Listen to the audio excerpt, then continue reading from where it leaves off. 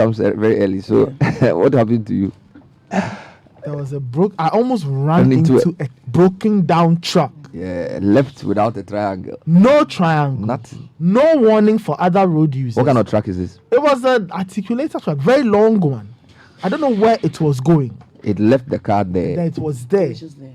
Yeah. No triangle. Charlie. That portion of the road was not properly. Is it a dual carriage or a normal single lane? It's a dual carriage, two sides. So I was heading from Seoul to. I was trying to get onto the N1. Wow.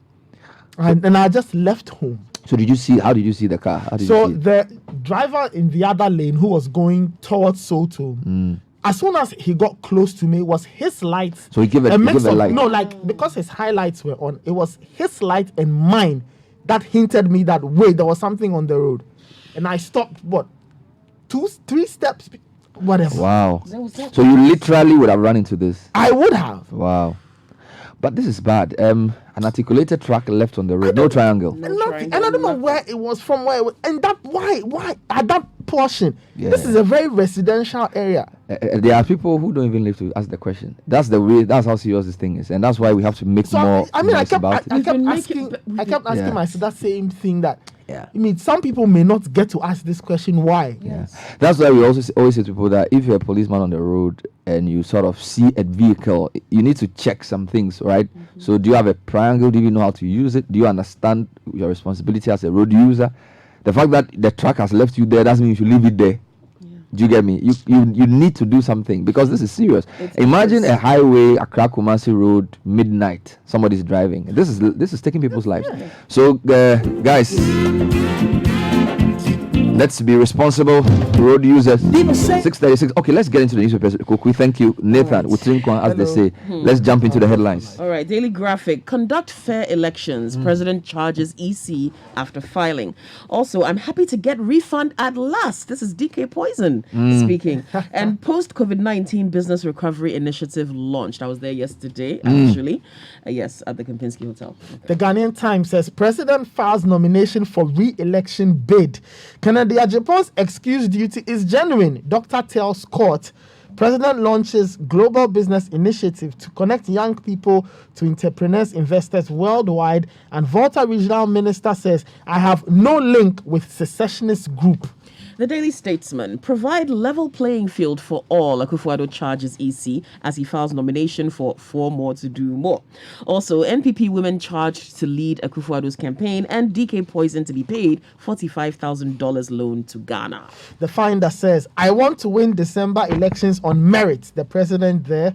Banks reject 38,905 dot checks in 2019.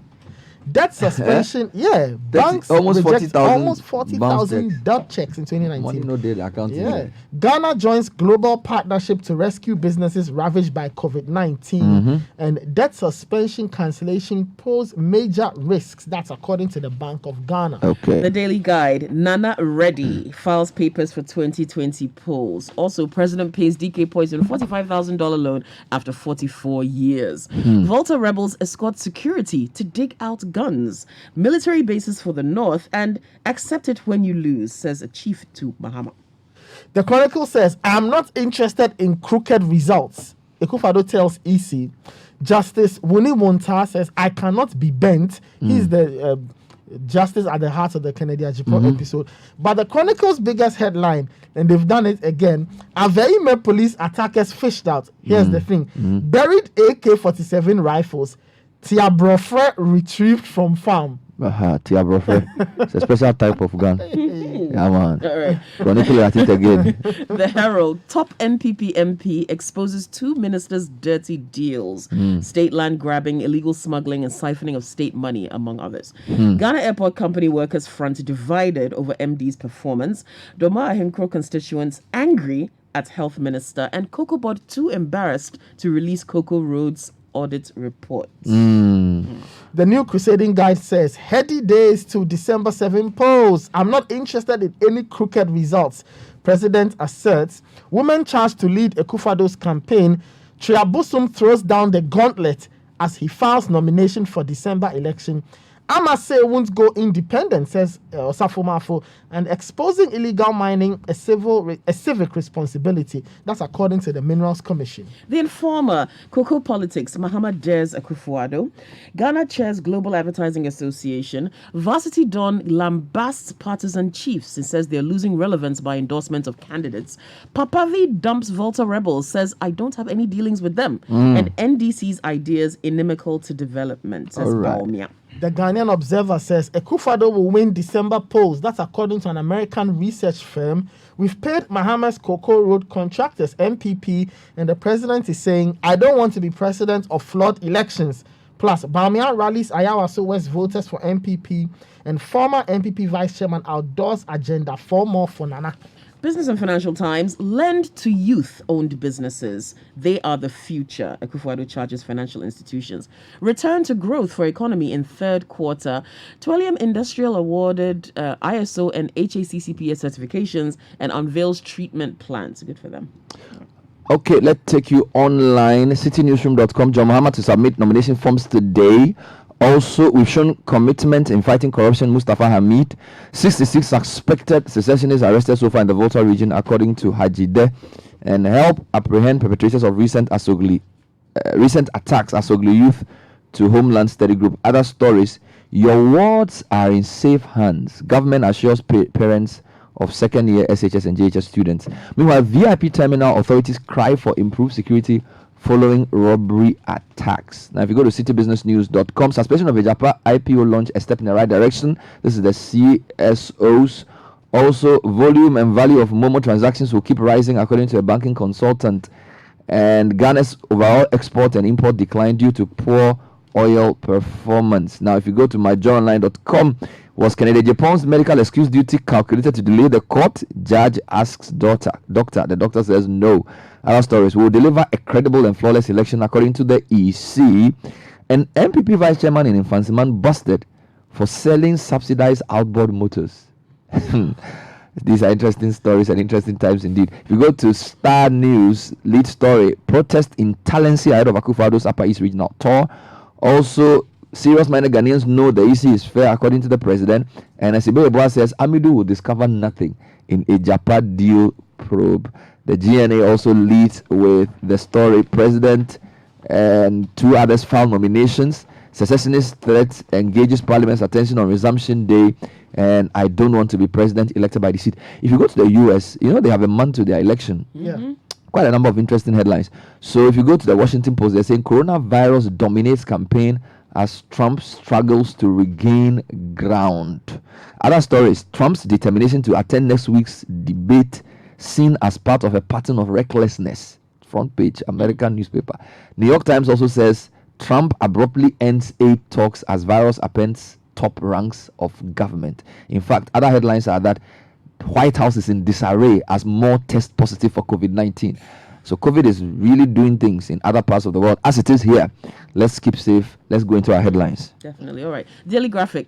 It's all about elections. Yes. Filing has begun, Bernard. Yes. Conduct fair elections. President charges EC after filing. Moments after filing his nomination to contest the presidential election yesterday, President Nana Addo Dankwa Akufo-Addo charged the Electoral Commission to deliver a free and fair election on December 7th this year. Quote, elections are not meant to be decided by you or the officials that work here. You are the referees of the contest, he told the EC. President Akufo-Addo, who is seeking re-election on the ticket of the New Patriotic Party, declared, I'm not interested in any crooked results, and I do not want to be a president elected by deceit. The filing of forms by presidential and parliamentary aspirants was officially opened by the EC last Monday, October 5th, to run for 5 days. No one showed up on the first day of the exercise, but on the second day, it witnessed intense activity. Apart from the president, two others, an independent presidential aspirant, Mr. Alfred Kwame Asiedu Walker, and the flag bearer of the Ghana Union Movement, GUM, that's Reverend Christian Kwabena Andrew, also presented their nomination forms. And of course, the EC has been speaking. They say will deliver a credible and flawless election. This was at the same event. Chairperson of the commission, Madam Jean Mensah, has revealed that measures have been put in place to ensure that they deliver a credible and flawless election. As presidential candidates started filing their nomination this week for the election, the EC announced a detailed plan to ensure that all nominations are filed in accordance with the law. Now, this involves a detailed checklist and 2 teams that have been tasked to review and scrutinize all the forms submitted. As part of the Commission's efforts to ensure a transparent election, the Commission has developed a detailed checklist that embodies the criteria to be satisfied by the presidential candidate as prescribed by law. So they have a technical team and an IT team they have instituted to ensure that all forms submitted comply with the requirements of the law. Now, since you are still on this, let me take you to another one quickly. So Mahama also files his nominations today. So yesterday we had 3 nominations filed. We have another one today. Story says the flag bearer of the NDC, John Dramani Mahama, is expected to later today, October the 7th, submit his nomination forms for the 2020 presidential elections. In a Facebook post, Mr. Mahama announced that the General Secretary of the party, Johnson Asidun Ketia, will submit the forms on his behalf. So he's quoted on the Facebook post as saying, quote, "I have reviewed my nomination forms and signed the relevant portions for filing. General Secretary Johnson Asidun Ketia will, on Wednesday, file the papers at the EC on my behalf. Professor Jenan Opokwa Jiman and I want to say a big thank you for supporting our candidature," Mahama said in a post. Nathan, anything else? Well, if you go to page 9 of the Ghanaian Observer, they are saying that according to Fitch Solutions, which is a research arm of an American rating agency, the president, Nana Addo Dankwa Akufo-Addo, will win the elections in December. So that's according to that particular. Did they give some details for factors? What did they use? Well, economy, COVID, what are they saying? Not really. It's a very short story. They say senior country risk analyst in the Sub-Saharan Africa team, William Atwell, says President Akufo-Addo's victory will be based on the fact that he has managed the economy pretty well in his time or in his tenure of office. So that's their basis for making that particular prediction. Okay. Right. Sticking with the president's activities, yesterday he was at the Kempinski Hotel for the launch of 4BBT. Lend to You were youth-owned there businesses. too. I was there. I was watching in my corner. Small guy, I'm saying. Small, Charlie, no be this one be pro bono. Akufo-Addo charges financial institutions. Okay. President Addo Dankwa Akufo-Addo has charged financial institutions to take a relook at the profiling of youth-owned businesses and startups in the country and find some avenues to extend credit to them, as the advent of technology has brought with it the opportunity to create global giants out of them in the near future. Right. Speaking at the launch of an economic recovery program dubbed For Better Business Together, or 4BBT, aimed at advancing the United Nations Sustainable Development Goals and strengthening business opportunities in Ghana, the president said that one of the ways to ensure resilient global businesses is to support youthful enterprises and startups. Quote, "Venture capital firms, angel investors, fund managers, banks, and other financial institutions need to re-examine their positions on youth-owned business and extend credit to them. The notion that youth-owned businesses and startups are high risks should be looked at again. The youth are the future of business and must be regarded as an important resource for the development of resilient global businesses." Interesting. Now, take me to the secessionists. The Chronicle has an interesting story about weapons. Now, if you go to citynewsroom.com, Parasajide says so far 66 suspected secessionists have been arrested so far in the Volta region, and the story says that it's emerged that 66 persons have thus far been arrested over suspicions of secessionist activities and attacks. Deputy Information Minister Parasena Majide has confirmed. Given the update on Eyewitness News on Tuesday, the minister said 5 out of the number are currently at the police hospital receiving treatment, while over 50 of the suspects have been remanded by the court. 10 are being prepared for trial. The minister has clarified the arrest of a group of people in the region on Sunday, October 4, over similar suspicions, and said the members of the group who possessed locally manufactured guns were returning from a funeral and were not intended to cause any riots, but were taken on by the security agencies as part of safety measures.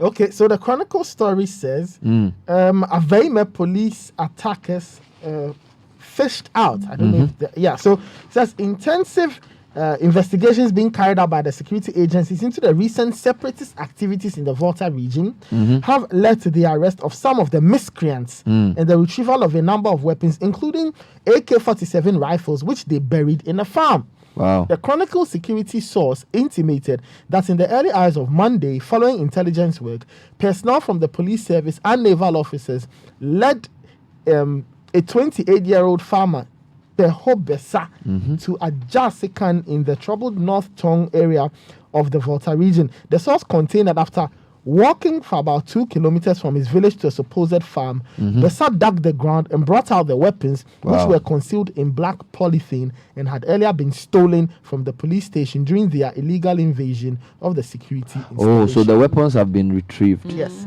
Now, the Volta Regional Minister, Dr. Archibald Lecha, has also made it clear, this is in the Ghanaian Times, page 13, that he has no link whatsoever to the secessionist Western Togoland group or any other separatist bunch. He said that Any other separatist bunch. I Yes. like that. He said that recent report by a section of the media which quoted the Western Togoland group as saying that he was one of their sponsors was a figment of someone's imagination. All right. Well, a little bit more on Papa V and the Volta rebels. We've heard a bit about this, but the Informer has captured it here that the leader of the Homeland Study Group Foundation has distanced himself and his foundation from the dangerous activities of secessionist groups. According to him, he has always stood for peace and will do no such thing as to plunge the country into chaos. Quote, the Homeland Study Group Foundation is a peaceful group, a peace-loving group, a peace-generating group, a peace-making group. Okay. He's popularly known as Papa V, and he said this in an address from Ho, the Volta regional capital. The octogenarian has been picked up several times by the state security agencies for advocating secession for parts of Ghana historically known as Western Togoland. And he revealed his preference for dialogue rather than confrontation, saying, I've made myself available to the police and security agencies on several occasions. Anytime they wanted me, I went there, we had the discussion, I came home. I have on 2 occasions written to the government of Ghana and the president to have a sit down and have this matter discussed at a roundtable conference, but no attention has been paid to the letter. Let's go to Kennedy Japan. 2 websites lead with this story. Major Online asks, was Kennedy Japan's medical excuse duty cancelled to delay court? Judge asks doctor. And then Star News has the answer. The judge says, the lawyer says no. Okay, so let me just read the 2 stories. First one says, a medical doctor, Kennedy Kwabna Ado, who is said to be treating Asin Central MP Kennedy Japan, has insisted he issued a 14-day excuse duty for the MP following his assessment of his condition. This was in response to a question posed by trial judge Amos Wuntawuni, requiring the doctor to comment on what he made of the view that the excuse duty was geared at delaying the court. Now, the MP was to show up in court and defend comments he made, which the court considers as amounting to contempt on Monday, 28 September. But Mr. Japan's lawyers showed up in court with an excuse duty exempting Mr. Japan from activities for 14 days. Dr. Ado was subsequently directed to appear and explain the excuse duty. In his testimony, which lasted well over an hour, Dr. Ado said the MP's condition was unusual, and this was because of the medication he placed the MP on for 14 days. He told the court that this is what accounted for the excuse duty. Meanwhile, Justice Amos Wuntawuni says that he cannot be bent by anyone to twist the arm of justice. That's according to the Chronicle's second page. According to him, he had worked his way hard to the top. Hence, no politician had ever held his hand anywhere. And he was compelled to make this statement as a result of a concern raised by the defense counsel of Kennedy Japan that the case was not a media trial and that some members of the public were reading different meanings into the case. All right, Kokui, what else do you have? Well, I've got this captured on the front page of the graphic and the Daily Guide. DK Poison. Remember the money? David Kote poison. Yeah. $45,000. $45,000 for 44 years. You know the thing about Sweden even kills me. So he won $75,000, Yes. and the government needed to borrow Yes. the money to buy. What was it? Canned, Tin fish. fish for Tin to pa- feed tin the pa- country. yes. Yes, we were hungry, and we needed the, and it cost then- Charlie, you've come from a long way, pal. So let's get a story. Sure. So Okay. we didn't have tinapa. Yes. And 1 month's price. Yes. But they should pay him with interest. He's- Why are they, that's what why I'm are they just saying. paying the balance? That's what I'm saying. Okay, Compound interest. Because back then, $45,000. It's like compared to 45 million today- cedis. Yeah. President pays DK Poison $45,000 loan after 44 years. Okay, so this is the Daily Guide version of the story. Ghana's first boxing world title holder, David Kote, popularly called DK Poison, can now heave a sigh of relief after President Nana Addo Dankwa Akufo-Addo instructed that the $45,000 the state borrowed from him about 44 years ago be paid back immediately. The directive was signed yesterday by Nana Bediatu Asante, Secretary to the President, instructing the Finance Ministry to ensure the money is paid to the 69-year-old David Kote on humanitarian grounds. In 1976, Under the military junta, none of us was born when this happened, okay? Under the military junta headed by General Ignatius Kutu Acheampong, the boxer loaned the state $75,000 for the importation of mackerel, canned fish, tinapa, when the country was in food crisis at the time. He handed the military junta the said amount after winning his second title defense against Shigefumi Fukuyama in Japan 44 years ago. But all the money was never refunded after he was being patriotic to the country. According to him, he loaned the then military government the amount from his fight purse, but he only received $34,000 back, having pursued in vain what rightly belongs to him. I think we should pay him the interest. I agree. This is a good start. Yes. But they should do something else. 1976, eh? And what about tinapa? Charlie, they call it essential commodities. Now, VIP terminal authorities cry for improved security following a robbery attacks. This story is on citynewsroom.com, and it says authorities at the VIP bus terminal in Kumasi want the government to institute measures to prevent robbery attacks on them on the Kumasi-Accra highway. They've described as worrying the instances where their vehicles traveling from Kumasi to Accra and vice versa are attacked. Their calls follow an attack on some VIP buses and other private vehicles by armed robbers in the early hours of Monday, October 5. The robbers shot the bus driver near Linda Door. Several passengers were seriously injured after they were attacked. No arrests were made after the robbers left the crime scene before the police got there. The authorities at the VIP terminal in Kumasi have urged the government and security agencies to ensure the issue is addressed. Now, there are other issues. There are other people who have been speaking to the same issue. Okay, let's get into other stories before we go. We have a minute. Yes. So let's get to the Finder.